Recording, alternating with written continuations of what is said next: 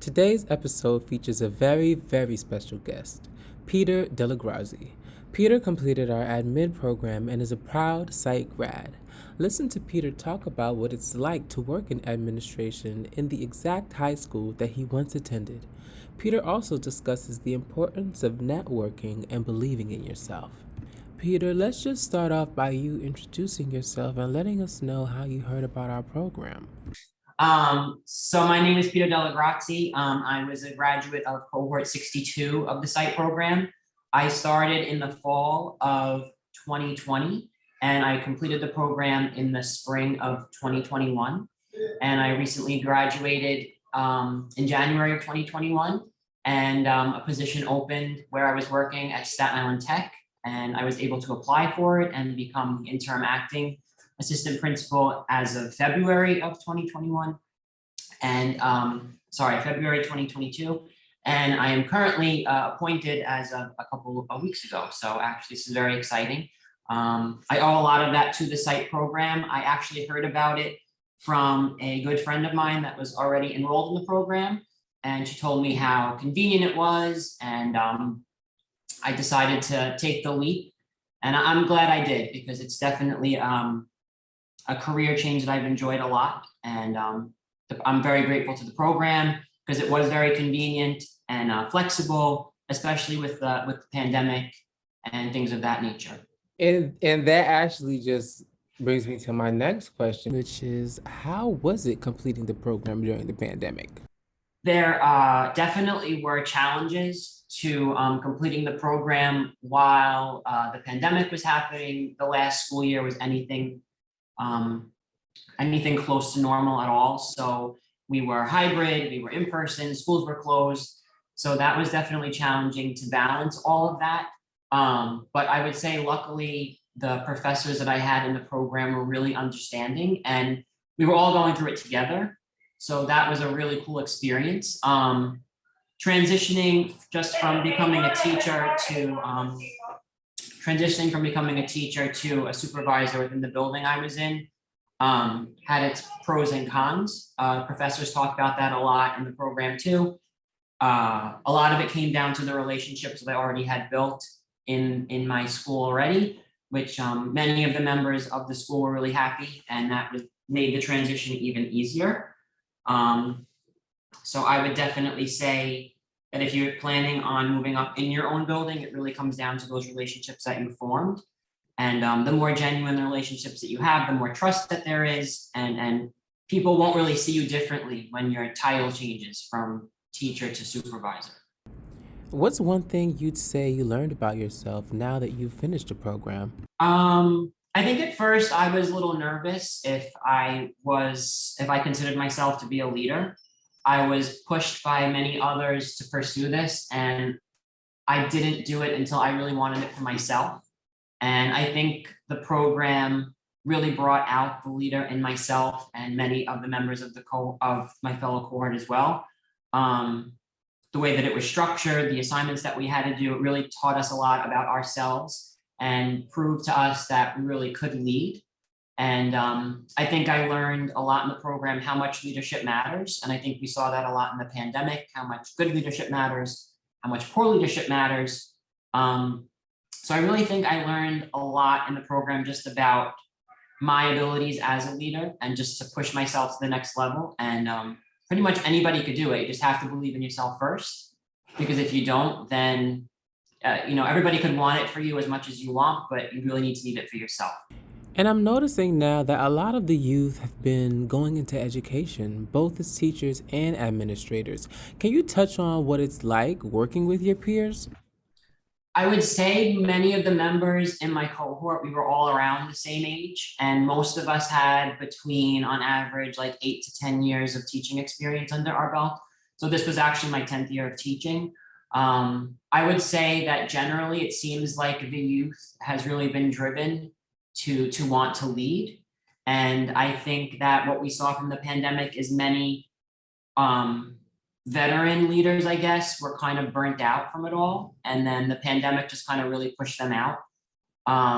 It's been pretty cool to work with the administration at my school, because this was the school that I attended as well when I was in high school.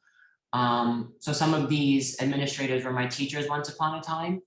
But it was it's kind of cool to work with them now on this level, but everybody's been very accepting.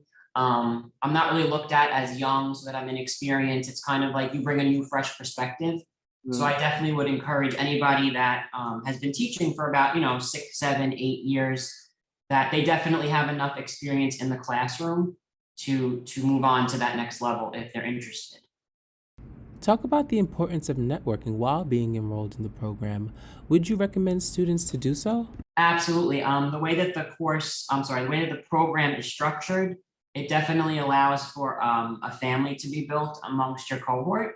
And we still have a group chat where we still are in contact, even though our last class together was, 7, 8 months ago. And we congratulate each other. There was another member of my cohort that also became an appointed AP.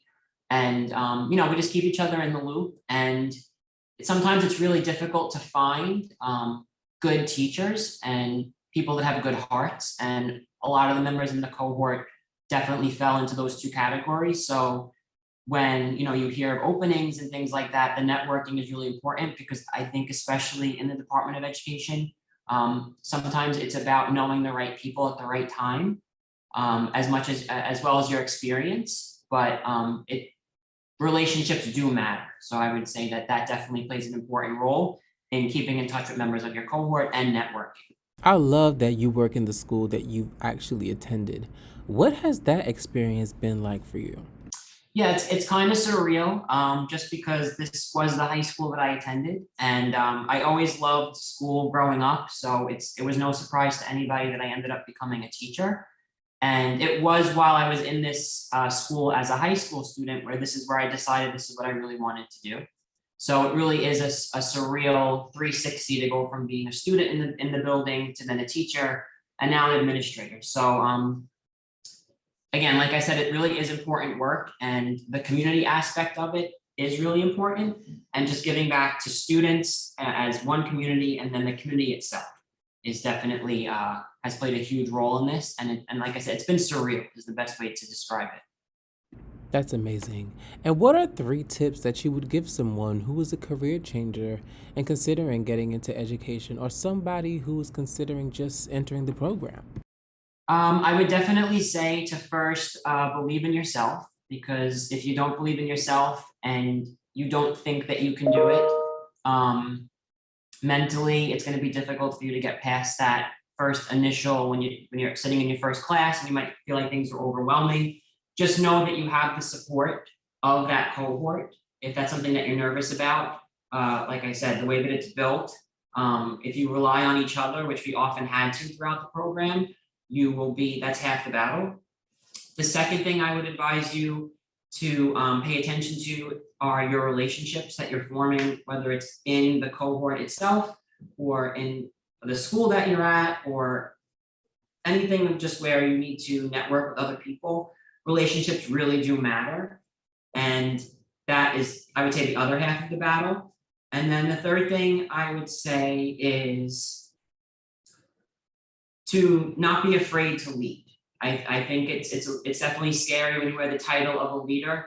The best thing to remember that when you have that title is it's not really a rank, it's more of a choice that you've made to want to give back and make a difference. And when you are the leader, it's not about having people bow down to you as the leader. It's about you using your influence as the leader to help as many people as you can.